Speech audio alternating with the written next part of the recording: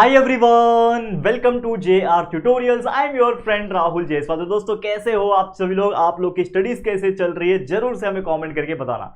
तो जैसा कि आप जानते हैं कि हमने आप सभी के लिए एक न्यू बैच चालू किया है जिसमें हम आपको दोबारा से सब कुछ पढ़ा रहे हैं, यानी साइंस और मैथ्स के सभी चैप्टर्स को दोबारा पढ़ा रहे हैं। अब दोबारा इसलिए पढ़ा रहे हैं क्योंकि एक बार सब कुछ पढ़ा के ऑलरेडी रखा हुआ है। तो अगर आप एक स्टूडेंट है, आप पहले के चैप्टर्स, बीच के चैप्टर, लास्ट के चैप्टर्स पढ़ना चाहते हो, चाहे साइंस हो, चाहे वो मैथ सब्जेक्ट हो, चाहे वो SST का सब्जेक्ट हो, हर एक के lecture by lecture videos available है हमारे इस चैनल पे। हमने सब कुछ पढ़ा के ऑलरेडी रखा हुआ है। दोबारा से इसलिए पढ़ा रहे ताकि थोड़ी सी और बेटर क्वालिटी के साथ वीडियोस प्रोड्यूस कर सके, ताकि आने वाले जनरेशंस के लिए, यानी आपके आने वाले जो छोटे भाई बहन होंगे, जो बड़े होंगे, 9th स्टैंडर्ड में आके ये चैप्टर पढ़ेंगे तो उनको और अच्छा लग सके। ठीक है, तो चलिए वीडियो की शुरुआत हम करेंगे। ऑलरेडी हमारा 9th स्टैंडर्ड की मैं बात करूं, साइंस सब्जेक्ट का हमारा 3rd चैप्टर जिसका नाम है दोस्तों करंट इलेक्ट्रिसिटी, इसको हमने स्टार्ट किया हुआ है और आज हम देखने वाले हैं इसका लेक्चर नंबर 3 और ये इस चैप्टर का लास्ट लेक्चर होगा। हो सकता है ये वीडियो थोड़ा सा बड़ा हो जाए क्योंकि इसमें बहुत सारे वर्ड प्रॉब्लम, यानी जिसको हम न्यूमेरिकल्स बोलते हैं, वो हम सॉल्व करने वाले हैं। अब ये न्यूमेरिकल्स बहुत इंपॉर्टेंट है क्योंकि मैं आपको ये जो चीज कराने जा रहा हूं वो पूरा कंसेप्चुअल होने वाले हैं। तो ऑलरेडी आपको अगर याद होगा लेक्चर नंबर 2 में हमने क्या डिस्कस किया था, हमने देखा था कि क्या होता है कि इलेक्ट्रिक करंट का फॉर्मूला देखा था। एक न्यूमेरिकल वहां पे भी हमने सॉल्व किया था कि करंट के वैल्यूज को हम कैसे निकाल सकते हैं, चार्ज को टाइम से डिवाइड करो। फिर हमने देखा था कि कौन कौन सी प्रॉपर्टीज होती है, हमने देखा था किस प्रकार से सिंबल्स को लिखा जा सकता है, कंडक्टर क्या होता है, इंसुलेटर क्या होता है, ओम्स लॉ हमने देखा था, मोस्ट इंपॉर्टेंट ओम्स लॉ देखा था। और उसके तुरंत बाद हमने देखा था रेजिस्टिविटी, रेजिस्टेंस क्या होता है और रेजिस्टिविटी क्या होता है। उसी के बेस पे ये वीडियो होने वाला है जो कि ओम्स लॉ एंड रेजिस्टिविटी के बेस पे है। एंड उसके बाद जो रेजिस्टर की हमने बात की थी, जो कि होता है टू स्टॉप और slow down the flow of current, resistor जिसको बोलते हैं, वो रेजिस्टर जब सीरीज में कनेक्ट होते हैं तो वो कैसा होता है और पैरेलल में कनेक्ट होते तो कैसा होता है, और बहुत सारे इसके कंसेप्ट और फॉर्मूलेस देखेंगे। तो आप लोग बस वीडियो को एंड तक देख लेना और इस वीडियो को ज्यादा से ज्यादा लोगों तक शेयर कर देना ताकि सब बच्चों को conceptual knowledge free of cost मिल सके। चलिए शुरू करते हैं वीडियो की। तो सबसे पहले जो हमने प्रीवियस लेक्चर में डिस्कस किया था, रेजिस्टेंस एंड रेजिस्टिविटी, आपको मैं फिर से एक थोड़ा सा रिकैप दे देता हूं चाहिए तो।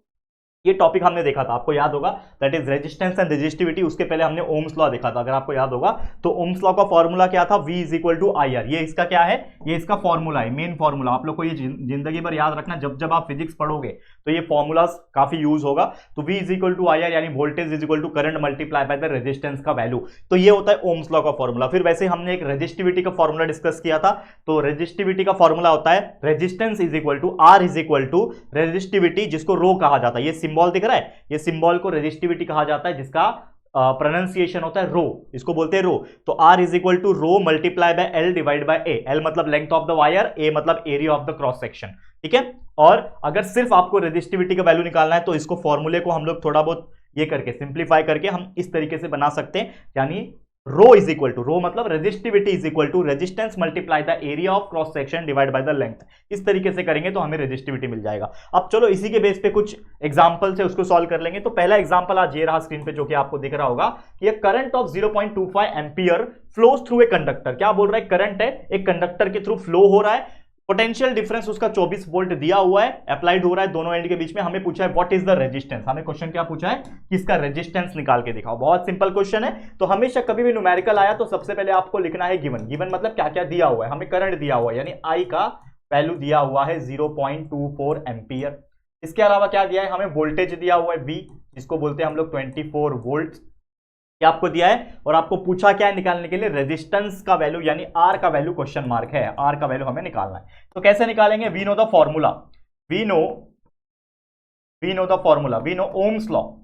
ओम्स लॉ क्या बोलता है, according to Ohm's law V is equal to I multiply by R।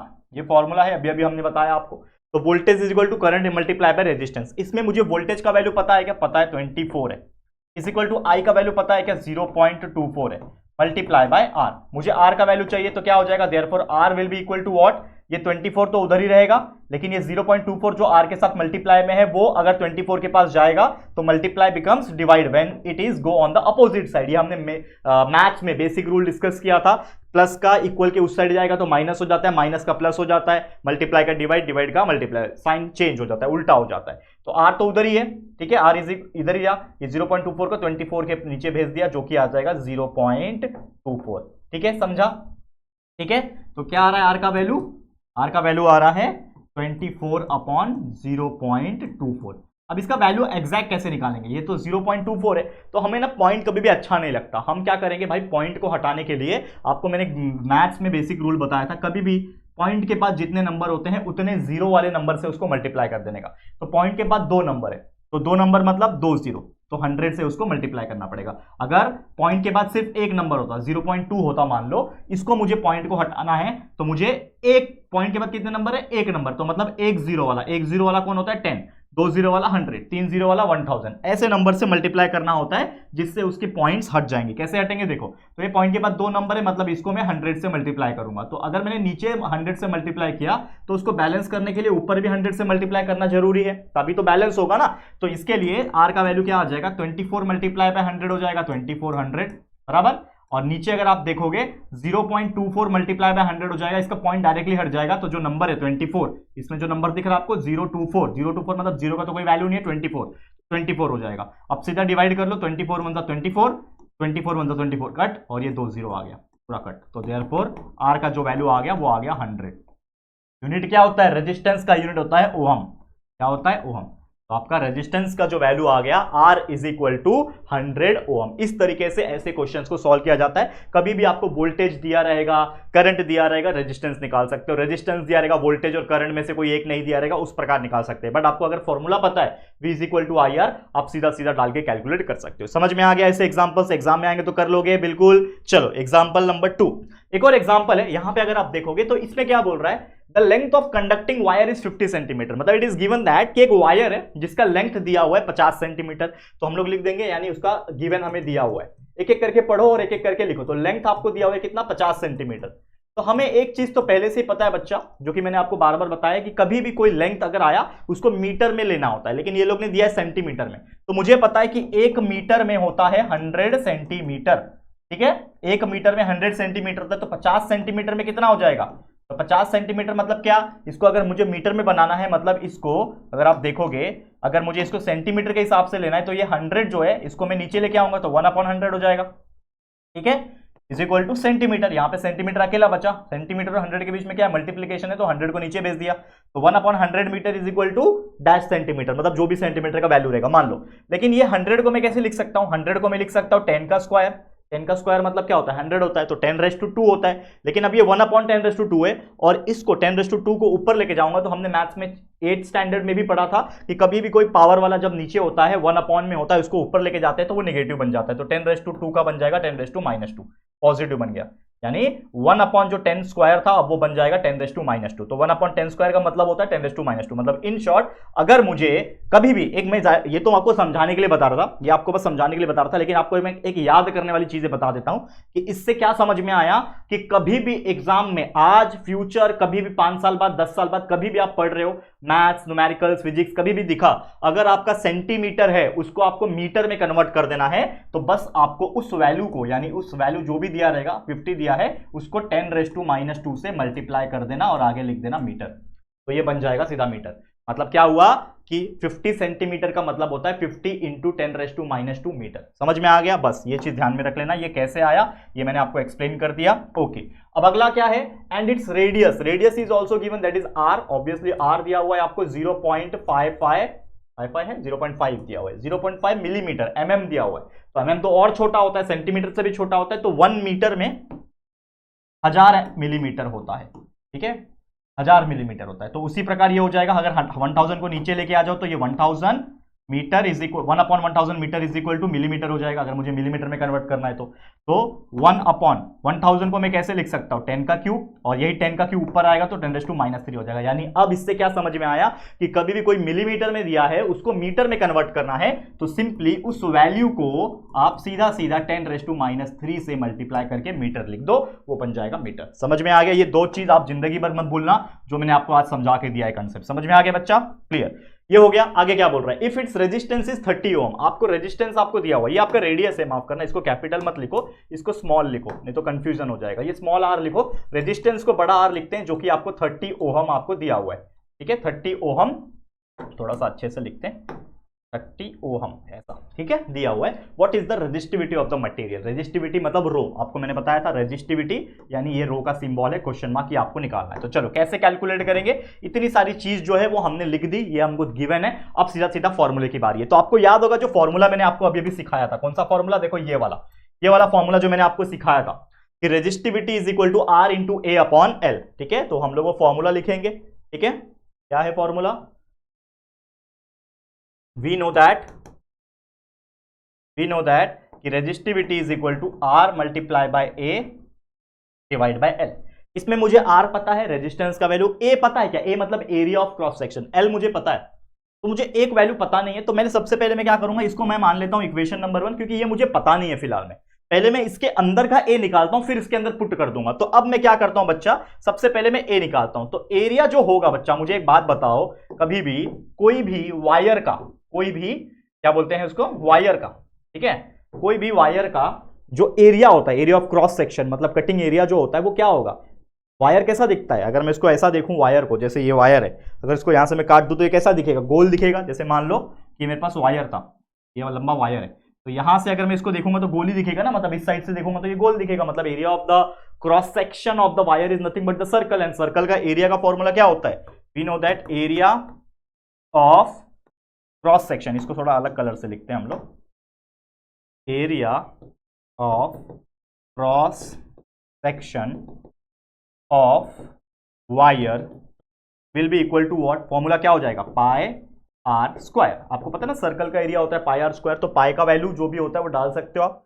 तो पाई का वैल्यू आप 3.14 ले लो, मल्टीप्लाई बाय रेडियस कितना हमको दिया हुआ है? 0.5 मल्टीप्लाई बाय 10⁻³ इसका स्क्वायर, आर का स्क्वायर है ना, तो ये आर इसका स्क्वायर, ये बन गया मेरा एक फॉर्मूला, ठीक है।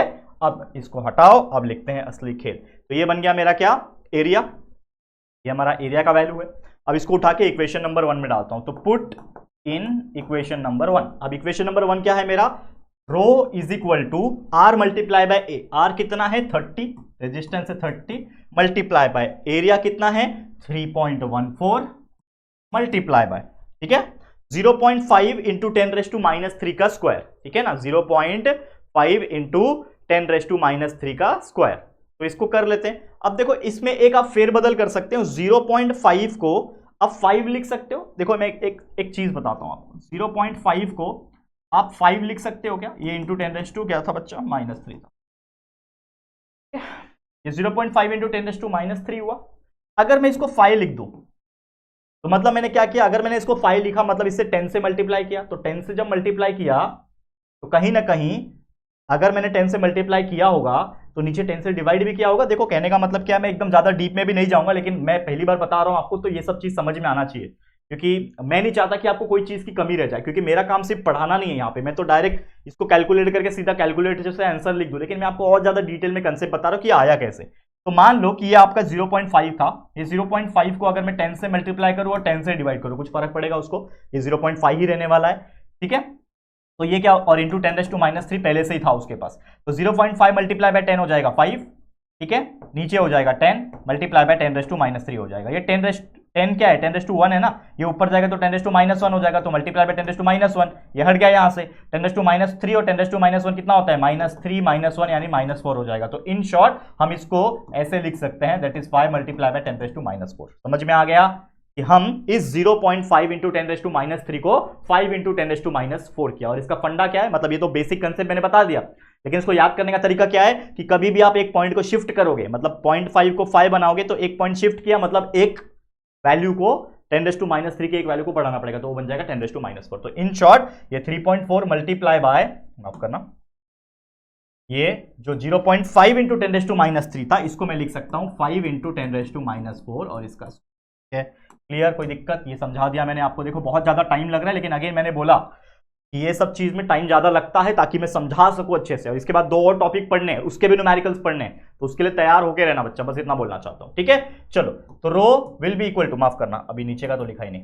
हाँ नीचे क्या है? आर इंटू ए हो गया, डिवाइड बाय एल है, डिवाइड बाय एल। एल का वैल्यू क्या है? लेंथ का वैल्यू क्या है? 50 इंटू 10⁻², ठीक है, यही है, ठीक है।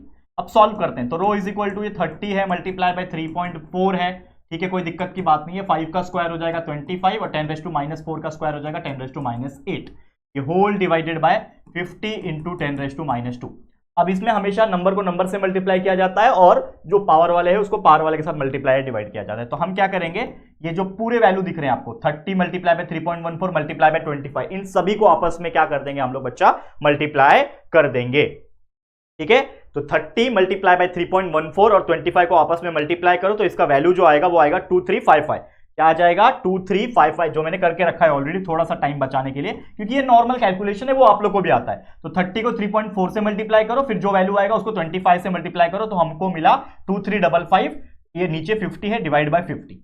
अब इसका क्या करेंगे, ये 10⁻⁸ तो पहले से ही है, और ये 10⁻² जब ऊपर आएगा तो जो पॉजिटिव बन जाएगा तो वो बन जाएगा 10 का स्क्वायर, पॉजिटिव बन गया। चलो रो इज इक्वल टू, अब इन दोनों को डिवाइड कर दो, नॉर्मल आप जैसे डिवाइड करते हो तो इन दोनों को डिवाइड कर दो, तो ऑलरेडी हमने डिवाइड करके रखा है, तो उसका आ गया जो वैल्यू, जो कि आया 47.1, ठीक है। तो 47.1 आ गया, इसको डिवाइड करके, और 10⁻⁸ और 10⁻² क्या हो जाएगा, -8 + 2, -8 + 2 आपको पता है ना फॉर्मूला, इंडाइसिस बचपन में 8th स्टैंडर्ड में पढ़ा था, a⁻m multiply by a⁻n is equal to a⁻m + n। तो -8 + 2, -8 + 2 कितना होता है, -6, यानी इंटू 10⁻⁶। तो this will become the formula, and rho का यूनिट जो होता है वो होता है ओहम मीटर, ठीक है, ohm metre. This is the formula, formula नहीं, माफ करना, दिस इज द आंसर।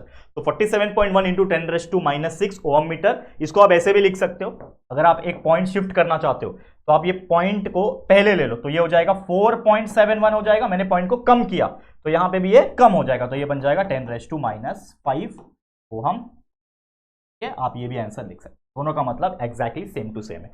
समझ में आ गया। तो ये थोड़ा सा calculation point of view tough है, अदरवाइज बहुत इजी है, क्योंकि ये फॉर्मूला थोड़ा बड़ा है। तो इस तरीके से ऐसे एग्जांपल्स को सॉल्व किया जाता है बहुत बेहतरीन तरीके से। अब चलते हैं हम सीधा अगले एग्जांपल की तरफ, अगला एग्जांपल माफ करना, अगला टॉपिक की तरफ, मोस्ट इंपॉर्टेंट टॉपिक जो मैंने आपको ऑलरेडी बताया था, register in series, register in parallel, ये दोनों बहुत इंपॉर्टेंट है। पहला पढ़ेंगे रजिस्टर इन सीरीज। तो होता क्या है रजिस्टर इन सीरीज, मतलब देखो रजिस्टर का मतलब तो मैंने बताया था, इसको बोलते हैं रजिस्टर, ये जिगजैग लाइन जो वायर का होता है, ये क्या करता है, करंट को स्लो डाउन करता है, थोड़ा सा रोकता है ताकि वो फास्ट ना जा सके, कंट्रोल करना इन शॉर्ट।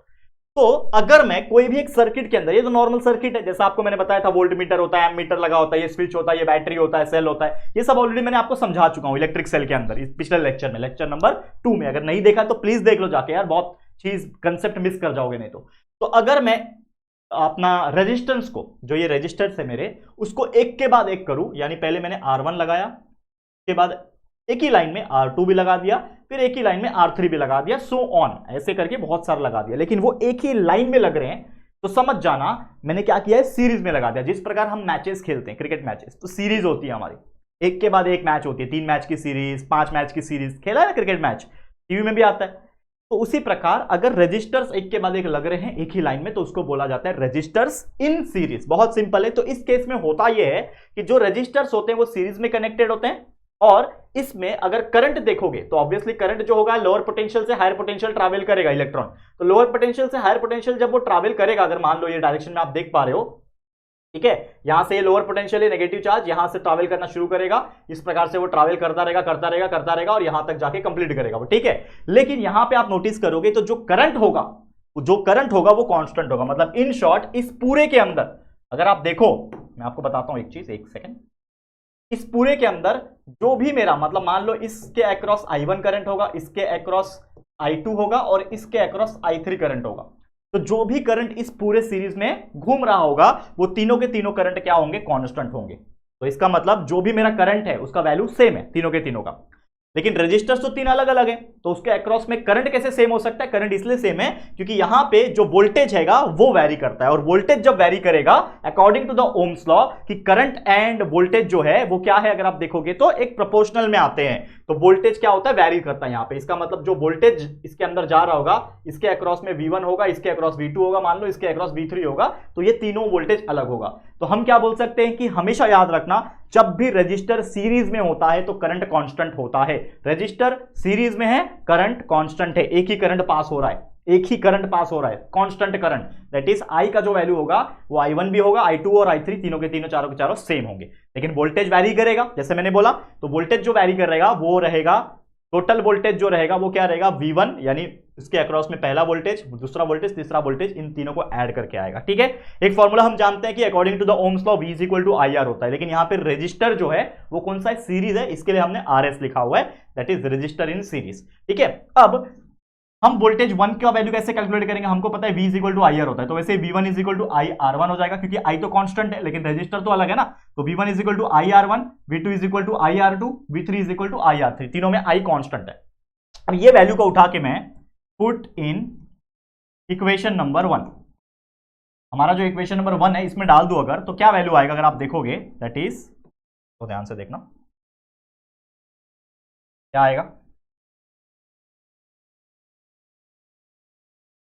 यहां देखो, that is V is equal to V1 क्या, अब एक और चीज है, हमको पता है कि भाई V is equal to I into RS है, तो इस V की जगह पे भी I इंटू RS लिख सकता हूं ना, V की जगह पे क्या लिख सकता हूं, I multiply by R, RS मतलब resistance in series, is equal to V1 की जगह पे ये लिख सकता हूं, that is I into R1, plus है, प्लस लिख दिया, V2 की जगह पे क्या लिख सकता हूं, I इंटू R2, लिख सकता हूं कि नहीं लिख सकता हूं बच्चा, कमेंट करके बताओ, प्लस V3 की जगह पे मैं लिख सकता हूं I multiply bye R3 and plus dot dot dot, जो जितना भी आ जाएंगे n नंबर तक आ जाएंगे, कोई दिक्कत की बात नहीं। तो अगर आप देखोगे तो इसमें भी आई है, मतलब सब जगह आई है, तो ये क्या हो जाएगा, कैंसिल हो जाएगा, सब जगह में से आई कैंसिल हो जाएगा, तो इसका मतलब क्या बच रहा है, सिर्फ और सिर्फ बच रहा है, दैट इज RS यानी resistor in series is equal to, इसके पास बच रहा है R1 plus R2 plus R3 and ऐसे प्लस करते करते करते करते Rn तक जाऊंगा, यानी मुझे नंबर ऑफ रजिस्टर पता नहीं है, मान लो 4 है, मान लो 10 है, मान लो 50 है, तो कितना भी जा सकता है, और ये जो मेरा फॉर्मूला बन गया, this is known as the effective resistance, क्या बनेगा ये, इफेक्टिव रेजिस्टेंस। ठीक है, तो अगर आपको कोई पूछेगा कि calculate the effective resistance whenever the resistor is connected in series, तो आप ये फॉर्मूला लगाओगे, दैट इज RS यानी effective resistor in series is equal to जितना भी आपका रेजिस्टेंस दिया है, मान लो 4 दिया है तो चारों को प्लस कर दो, 3 दिया है तो तीनों को प्लस कर दो, बस वही करना और कुछ। तो this is overall we can say resistor in series. तो उम्मीद करता हूं आपको बहुत अच्छी तरीके से समझ में आ गया होगा। अब चलते हैं हम लोग अगला टॉपिक, जो कि है आपका रजिस्टर इन पैरेलल। अब पैरेलल में फर्क क्या है कि आप देखो कि जो भी सेम सर्किट है, कुछ फर्क नहीं है, बस ये जो रजिस्टर्स है वो एक के नीचे एक अरेंज है। देखो, एक रजिस्टर ये रहा R1, एक रजिस्टर ये रहा R2 और एक रजिस्टर ये रहा R3। ये तीनों को मैंने पैरेलली वायर के नीचे वायर, वायर के नीचे वायर, इस प्रकार पैरेलली अरेंज किया हुआ है। तो यहां पे रजिस्टर्स क्या है, पैरेलल में कनेक्टेड है। इस केस में क्या होता है कि यहां पे अगर आप देखोगे तो जो वोल्टेज सप्लाई होगा वो यहां से निकलेगा, तो वोल्टेज सप्लाई यहां पे भी वही जाएगा, यहां पे भी वही जाएगा, यहां पे भी जाएगा, तो यानी कि वोल्टेज बिकम्स कांस्टेंट हियर। तो एक डिफरेंस क्या क्रिएट हुआ कि अगर रजिस्टर सीरीज में कनेक्टेड है तो करंट कांस्टेंट है, करंट सीधी लाइन में जा रहा है भाई, करंट कांस्टेंट है, वोल्टेज वैरी करेगा। लेकिन अगर वो पैरेलल में है तो उसका उल्टा कर दो, अगर कोई रजिस्टर पैरेलल में कनेक्टेड है तो उसका उल्टा कर दो कि voltage is going same everywhere, that is voltage is constant and current is different. यानी ये तीनों रजिस्टर्स के अक्रॉस में जो करंट सप्लाई होगा, यहां पे हम ऐसा लिखे हैं, करंट सप्लाई जो होगा यानी ये जो I1 होगा, एक मिनट बच्चा, ये जो I1 होगा यहां पे, ये जो I2 होगा यहां पे, I3 जो होगा यहां पे, वो क्या हो जाएंगे, अलग अलग हो जाएंगे। और जो वोल्टेज होगा यहां पे, चाहे V1 हो, चाहे V2 हो, चाहे V3 हो, ये तीनों के तीनों सेम होंगे। तो आपको याद रखना है voltage is constant and the current varies. तो हम क्या बोल सकते हैं, वोल्टेज कांस्टेंट है तो जो V होगा वो V1, V2, V3 वो तीनों के तीनों सेम होंगे। तो V is equal to V1 is equal to V2 is equal to V3, सारे वैल्यू सेम, लेकिन करंट वेरी करेगा। तो current is equal to I जो रहेगा, मेन करंट जो रहेगा वो I1 plus I2 plus I3 plus जो भी जितने भी रजिस्टर्स रहेंगे उसके अक्रॉस में जो भी करंट रहेगा वो रहेगा। तो इसको हम मान लेते हैं इक्वेशन नंबर 1।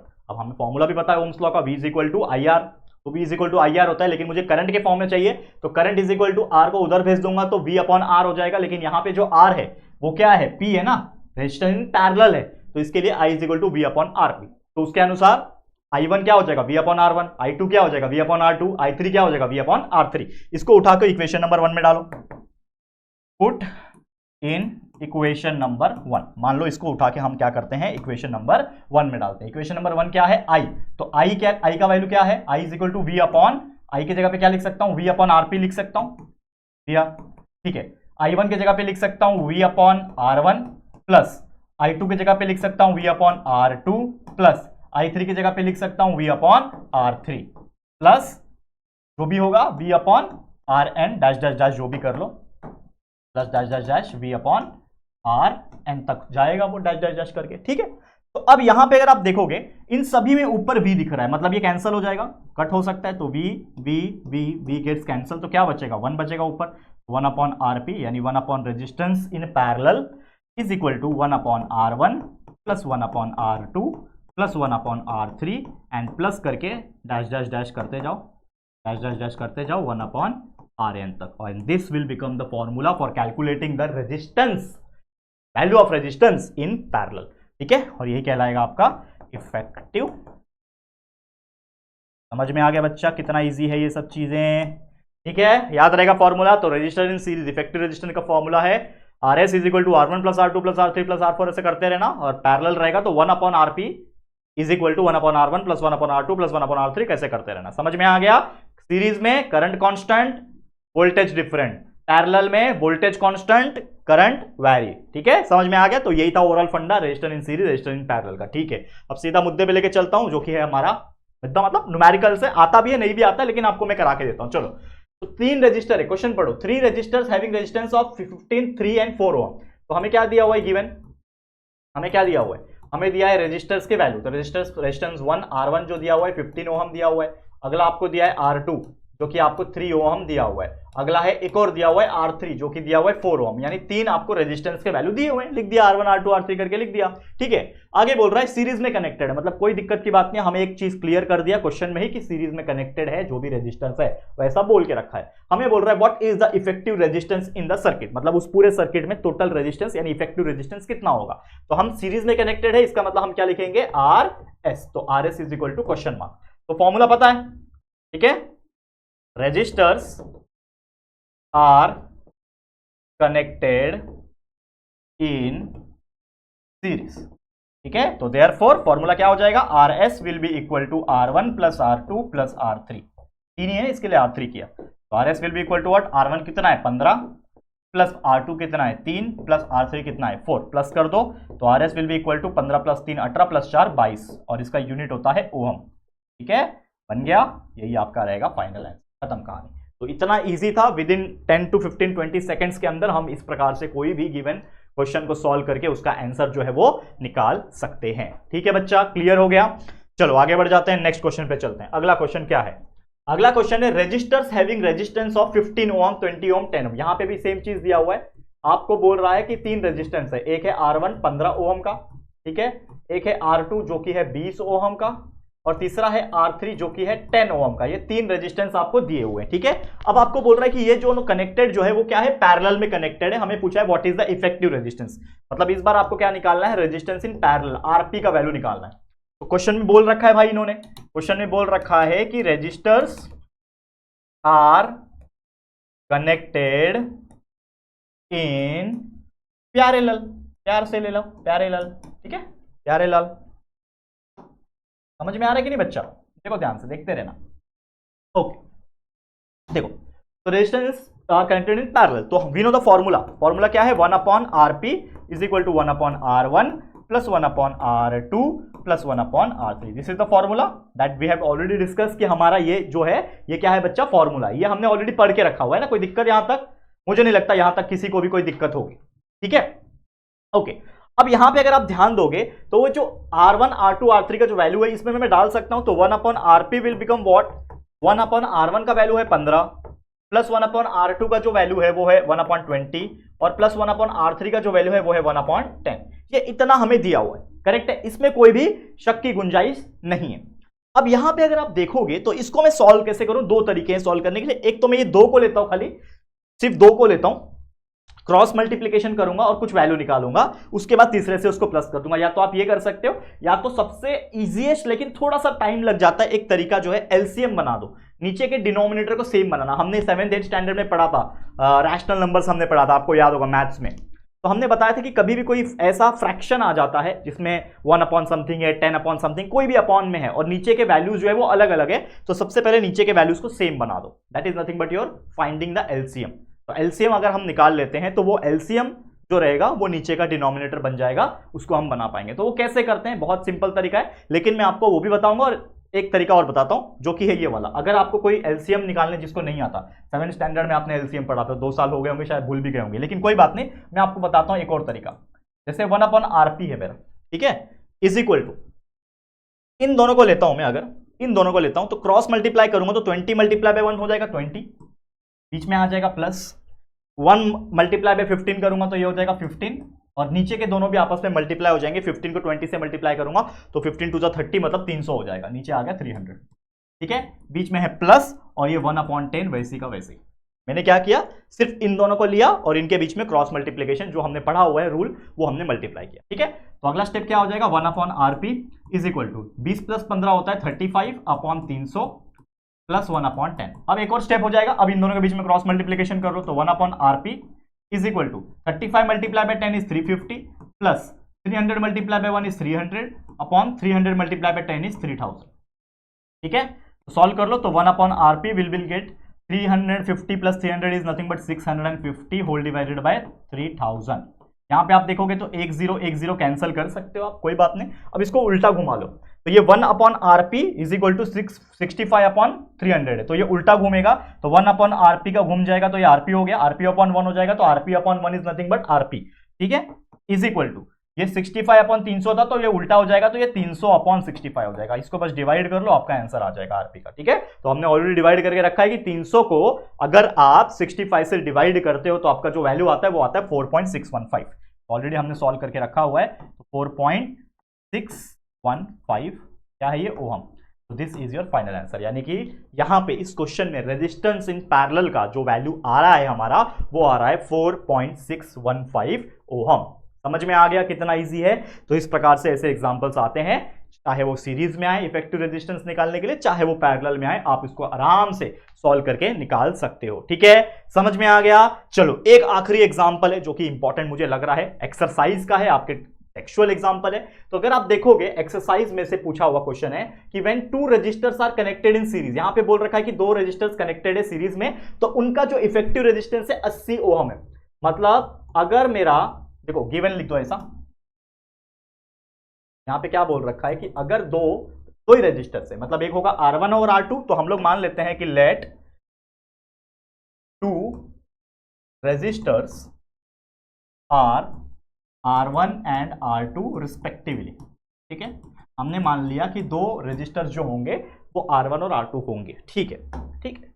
अब यहां पे बोल रखा है कि 2 रजिस्टर्स कनेक्टेड है सीरीज में, तो हम बोल सकते हैं कि अकॉर्डिंग टू फर्स्ट कंडीशन कि 2 रजिस्टर्स कनेक्टेड है सीरीज में और उसका जो इफेक्टिव रेजिस्टेंस है वो है RS, मतलब इसका जो वैल्यू है 80 है। तो इन शॉर्ट हमें क्या दिया है, RS का वैल्यू दिया हुआ है, तो RS का मतलब होता है R1 plus R2 plus R3, लेकिन इसमें 3 नहीं है 2 ही है, तो इसके लिए R1 प्लस R2 ही किया, और यहां पे RS का वैल्यू उन्होंने दे रखा है 80, तो 80 will be equal to what, R1 plus R2, और ये आपका बन जाएगा इक्वेशन नंबर 1। समझा ये चीज, बहुत ईजी है, यहां तक तो कोई दिक्कत नहीं हुआ रहेगा, मुझे नहीं लगता। ठीक है, ठीक है, ये हो गया। अब आगे बोल रहा है when they are connected in parallel their effective resistance is 20 है। मतलब एक और कंडीशन उन्होंने दे रखा है कि अकॉर्डिंग टू सेकंड कंडीशन, क्या बोल रहा है सेकंड कंडीशन के अक्रॉस में, कि जब वो दोनों पैरेलल में कनेक्टेड होते हैं तो उनका इफेक्टिव रेजिस्टेंस होता है 20। तो अकॉर्डिंग टू द फॉर्मूला कि 1/RP जो होता है वो होता है 1/R1 प्लस 1/R2, लेकिन RP का वैल्यू उन्होंने दे रखा है जो कि है 20 ओम, तो 1/20 is equal to 1/R1 plus 1/R2। इस प्रकार से चीजें समझ लो उन्होंने दे रखी है। समझ में आ रहा है, क्लियर? यहां पे इस प्रकार से इसको चाहिए आप इक्वेशन नंबर 2 मानना है तो आप मान सकते हो। क्लियर है कि नहीं बच्चा? यहां तक क्लियर है? चलो इसको आप मान लो इक्वेशन नंबर 2। इसको मत मानो, इसको हम आगे सॉल्व कर सकते हैं ना। देखो कैसे सॉल्व करो, अगर मैं इसको क्रॉस मल्टीप्लीकेशन करूं, अगर देखो इसको मैं अगर मैं सॉल्व करूं, देखो ध्यान से देखना, तो यहां पे मैं करता हूं 1/20 इज इक्वल टू ये 1 multiply by R2, cross multiply कर रहा हूं जैसे अभी किया था, 1/1 multiply by R2 is R2 plus 1 multiply by R1 is R1 whole divided by R1 multiply by R2, R1 multiply by R2। अब इसको क्रॉस मल्टीप्लीकेशन कर लेंगे तो R1 R2 1 से मल्टीप्लाई हो जाएगा तो ये हो जाएगा R1 मल्टीप्लाई बाय R2, ठीक है, बीच में इक्वल है लिख दिया, और 20 multiply by R2 plus R1 कर लूंगा, ठीक है, समझ में आई ये चीज। लेकिन R2 प्लस R1 का तो वैल्यू है वो 80 दिया हुआ है, तो अगर मैं यहां पे एक चीज बोलूं कि R1 इंटू R2 जो था that is 20 multiply by R2 plus R1 का जो वैल्यू है वो 80 है, तो यहां पे इसके जगह पे मैं 80 लिख सकता हूं। और ये कहां से आया, ऐसा लिखो कि फ्रॉम 1 यहां से आया, ठीक है, फ्रॉम 1 से आया, ये कहां से आया, फ्रॉम 1। तो हम लोग लिख सकते हैं R1 multiply by R2 is equal to 8 2 16 यानी 1600। इसको मान लो आप इक्वेशन नंबर 2। तो एक आया कि R1 प्लस R2 80 है और एक आया R1 मल्टीप्लाई बाय R2 जो है वो 1600 है। ठीक है, अब मैं किसी का तो एक वैल्यू उठा के डालता हूं। तो मान लो कि ये R1 प्लस R2 जो है, अगर मैं इसको थोड़ा सा शिफ्ट करूं यहां पे, ठीक है, इसको मैं थोड़ा सा नीचे लेके चलता हूं, थोड़ा सा इसको मैं ऐसा लिख सकता हूं क्या कि R2 का कलर ये वाला ले लेता हूं कि R2 जो होगा वो 80 माइनस R1 हो जाएगा। अगर मैं R1 को 80 के पास भेज दूं, ठीक है, R1 को 80 के पास भेज दूं, तो बताओ मैं बना सकता हूं कि नहीं बना सकता हूं? ऐसा बना सकता हूं, बिल्कुल बना सकता हूं, है कि नहीं बच्चा? बना सकते हो। तो आपको जो भी सही लग रहा है बच्चा वो डाल सकते हो। तो R2 का वैल्यू हम डाल सकते हैं 80 माइनस R1, या फिर आप R1 का वैल्यू भी डाल दो, कोई दिक्कत की बात नहीं है। R1 जो होगा is equal to 80 minus R2 होगा, बराबर। इसको मान लो आप इक्वेशन नंबर, इसको 2 मान लेना बच्चा, इसको आप 2 मान के रखना, और इसको आप जो आपने माना है इसको आप 3 मान के चलना, ठीक है, ऐसा। तो अगर मैं इसको मतलब फ्रॉम ऐसा लिखता हूं कि फ्रॉम इक्वेशन नंबर 2 एंड 3, अगर मैं इक्वेशन 2 का वैल्यू जो R1 is equal to 80 minus R2 है इसमें डाल दूं, तो इस R1 के जगह पे ये वैल्यू लिख सकता हूं जो कि है 80 माइनस, देखो यहां पे ध्यान से, एक सेकेंड, इस R1 के जगह पे लिख सकता हूं 80 माइनस R2 ब्रैकेट में multiply by R2 is equal to 1600। क्या बनेगा? R2 multiply by 80 is nothing but 80 R2 minus R2 का स्क्वायर इज इक्वल टू 1600। तो ये क्या बन रहा है? एक इक्वेशन, क्वाड्रेटिक इक्वेशन जैसा बन रहा है। तो ये क्या बनेगा एक्चुअल में? क्या बनेगा? देखो R2 को उधर भेज दूंगा तो ये बनेगा R2 का स्क्वायर, ठीक है, R2 का स्क्वायर माइनस 80R2, ठीक है, R2 का स्क्वायर माइनस 80R2। देखो अगेन, अगर आपको ये चीज नहीं समझ में आ रहा है ना, मैं आपको फिर से बताता हूं, एक सेकेंड, थोड़ा सा इसको मैं ना अच्छे से कर दूं पहले। देखो क्या कर रहा हूं, देखो बच्चा ध्यान से, ये माइनस R2 स्क्वायर को उधर भेज दूंगा, ठीक है, तो क्या हो जाएगा, ये 80R2 तो पहले से ही है इधर पे, ये 1600 को अपने पास बुला लूंगा तो ये हो जाएगा माइनस 1600, ठीक है, माइनस 1600 हो गया, और ये माइनस R2 स्क्वायर भी उधर ही रखता हूं मैं, और ये हो जाएगा इक्वल टू 0, ठीक है। अब इसको मैं सीधा कर देता हूं, तो मैं माइनस R2 स्क्वायर लिखता हूं, ठीक है, प्लस 80R2 लिखता हूं, माइनस 1600 लिखता हूं, इज इक्वल टू 0, मल्टीप्लाई करता हूं, मल्टीप्लाई -1 टू ऑल, इसको -1 से मल्टीप्लाई करूंगा तो ये बन जाएगा R2 का स्क्वायर, ये हो जाएगा माइनस 80R2, ये हो जाएगा प्लस 1600 इज इक्वल टू 0, ठीक है। अब ये क्वाड्रेटिक इक्वेशन जैसा पूरा क्लीन बन गया। अब जैसे हम लोग क्वाड्रेटिक इक्वेशन 9th में मैथ्स में आपने पढ़ा होगा, चैप्टर नंबर 4 है वैसे, अगर आपने अब तक नहीं पढ़ा होगा तो मैं आपको बताता हूं एक चीज। आपको क्या करना होता है, कभी भी अगर ये एक लीनियर पॉलीगॉन, क्या बोलते हैं, लीनियर पॉलिनोमियल, अगर ये थर्ड चैप्टर आपने नहीं पढ़ा तो देख लो, हमारे चैनल पे सारे वीडियोस अवेलेबल है, ठीक है, पॉलिनोमियल करके चैप्टर है। तो उसमें करना क्या होता है, फैक्टराइज करना है इसको। फैक्टराइज कैसे करते हैं, कभी भी अगर ऐसा दिख गया कि समथिंग का square minus sum number multiply by वही वैल्यू प्लस एक्स, तो एक ऐसा बनता था, देखो आपने मैथ्स में ऐसा पढ़ा होगा कि x square minus 2x plus 8 is equal to 0। तो यही उसी प्रकार का है ना, बस यहाँ पे x के जगह पे R2 लिखा हुआ है, कुछ नहीं, ठीक है। तो चलो क्या हो जाएगा वैल्यू, क्या हो जाएगा वैल्यू, देखो ध्यान से बच्चा, क्या हो जाएगा, पहले और तीसरे को मल्टीप्लाई करना होता है, तो पहला और तीसरा मल्टीप्लाई करो तो ये हो जाएगा 1600 R2 का स्क्वायर। फिर इसको 2 नंबर में स्प्लिट करना होता है इस प्रकार से कि प्लस करके ये, सॉरी, मल्टीप्लाई करके ये आ जाए और प्लस करके मिडिल टर्म आ जाए, जिसको हम लोग बोलते हैं स्प्लिटिंग द मिडिल टर्म। तो ऐसा क्या नंबर आएगा कि ये प्लस करके 80 आ जाए और मल्टीप्लाई करके 16 आ जाए, 1600 आ जाए। तो पहली बात तो देखो 16 किसके टेबल में आता है, 4 के टेबल में, 4 4 जा 16। तो मतलब अगर मैं -40 R2 को मल्टीप्लाई करूंगा -40 R2 के साथ, तो 40 मल्टीप्लाई बाय 40 -40 मल्टीप्लाई बाय 40 हो जाएगा 1600, R2 मल्टीप्लाई बाय R2 का स्क्वायर, मतलब ये कंडीशन सेटिस्फाई। -40 होता है -80 R2, मतलब ये कंडीशन मेरा बन रहा है। तो मैं क्या करूंगा, इस मिडिल टर्म को स्प्लिट करूंगा, तो ये क्या हो जाएगा, R2 का स्क्वायर, पहला वैसे ही लिखा, इस मिडिल टर्म के जगह पे -80 R2 के जगह पे इन दोनों को लिखूंगा, जो कि है -40 R2 -40 R2, ठीक है, और ये प्लस 1600, इज इक्वल टू 0। अब मैं एक नया पेज ले रहा हूं, वापस से लिखता हूं वही चीज, दैट इज R2 का square minus 40R2 minus 40R2 क्या था प्लस 1600 इज इक्वल टू 0। अब कुछ नहीं करना है, दो दो की जोड़ियां बना दो, ग्रुप बना दो। इन दोनों में कॉमन क्या है, R2 कॉमन है खाली, बराबर। R2 कॉमन है ना, इसमें भी R2 इसमें भी R2, R2 कॉमन, अंदर बचेगा एक R2 माइनस 40, और इसमें माइनस 40 कॉमन है, अंदर बचेगा R2 minus 40 is equal to 0। ठीक है, समझ में आ रहा है। तो R2 माइनस 40 R2 माइनस 40 दोनों एक बार हो गया, तो इसको लिख दो R2 माइनस 40 और ये R2 minus 40 is equal to 0। तो ये क्या हो जाएगा, R2 minus 40 is equal to 0 एक बार हो जाएगा बीच में, और R2 minus 40 is equal to 0 एक बार हो जाएगा। तो इसके अनुसार क्या हो जाएगा, देयरफॉर क्या हो जाएगा, R2 जो होगा, देयरफॉर R2 जो होगा ये हो जाएगा, एक बार उधर जाएगा तो 40 हो जाएगा, और दूसरा R2 जो होगा वो उधर एक बार जाएगा तो 40 हो जाएगा। तो हमारा R2 का वैल्यू क्या आ रहा है बच्चा, 40 आ रहा है।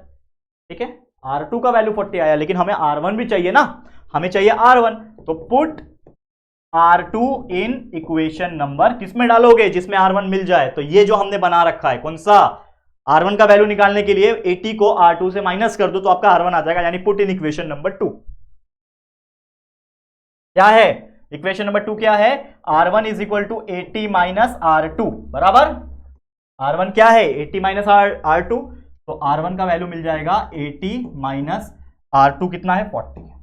देयरफॉर R1 का जो वैल्यू आया वो भी आ गया 40। ठीक है, तो इस तरीके से आप निकाल सकते हो। तो देयरफॉर आप लिख सकते हो कि R1 जो आ गया ये आ गया 40, लेकिन क्या, ओहम।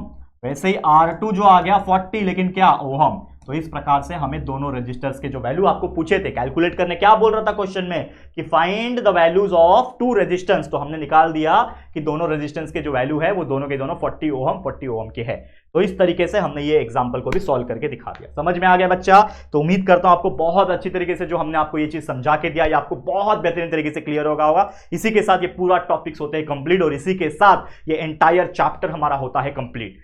ठीक है, समझ में आ गया। तो कैसा लगा ये चैप्टर, कैसा लगा ये वीडियो, जरूर से कमेंट करके बताना। इसी के साथ ये चैप्टर को हम एंड करेंगे, लेकिन ऐसे और भी वीडियोस हम लाते रहेंगे और चैप्टर्स आपके लिए लाते रहेंगे। तो पढ़ते रहो, पढ़ाई करते रहो, और आगे के जितने चैप्टर्स है वो तो पहले से प्रेजेंट है व्हाइट बोर्ड के, तो उसको भी देख के प्यार देते रहो। तो आज के लिए इतना ही।